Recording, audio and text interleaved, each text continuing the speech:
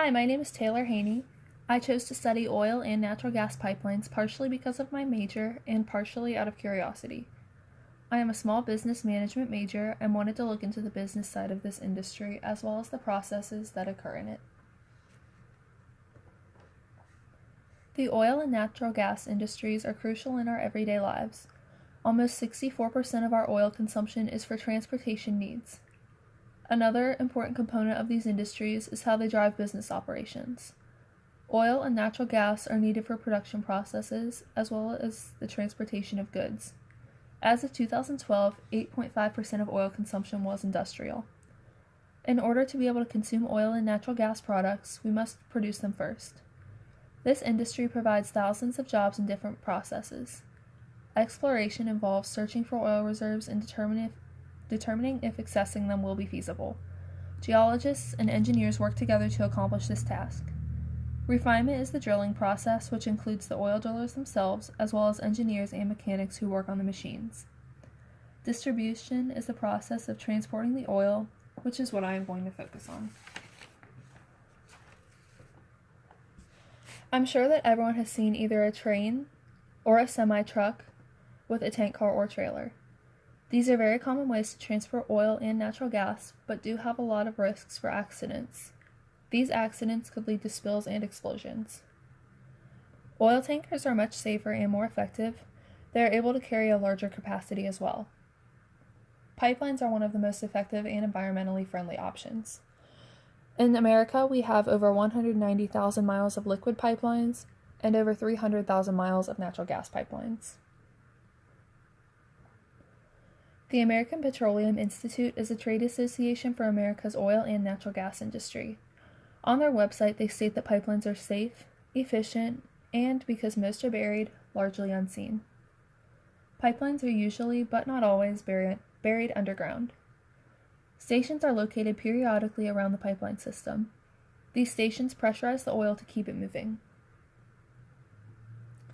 The map on the left shows natural gas pipelines in the United States. These transport natural gas directly to homes and businesses through local distribution lines. On the right, the map shows the United States liquid pipelines, which transport petroleum from refineries and oil fields to the consumer. This map shows an existing pipeline in northeastern Ohio. The red line shows its path. The blue and yellow dots are different compressor stations, and the green triangles show where the gas is delivered. There are a lot of benefits of using pipelines as opposed to other methods of transportation for oil and natural gas. Pipelines are more reliable because they don't have to face many of the obstacles a truck or train may face. They are also less expensive and more efficient because they can easily be built to reach remote areas. They are relatively safe, and when placed underground, the surface may still be used for agricultural purposes. Even though pipelines are safer than other methods of transportation for oil and natural gas, they do present their own challenges. Their installment and maintenance could disrupt the environment. Pipelines also have the potential to leak, which may end up hurting organisms or contaminating water sources. Another problem is that they make the transportation of oil and natural gas very quick and easy.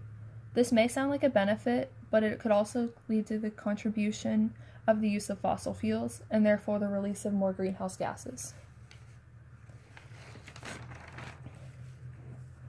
This oil spill occurred in March 2014 at the Oakland Nature Preserve in Coleraine. I live in Harrison, which is shown by the orange dot on the map. The oil spill occurred here where the orange arrow is pointing to in Coleraine Township. This oil spill caused 10,000 gallons of oil to leak into a creek and pond, which had a risk of expanding to the Great Miami River, which was only 500 feet away. Thankfully, the oil spill was contained and cleaned up within a week.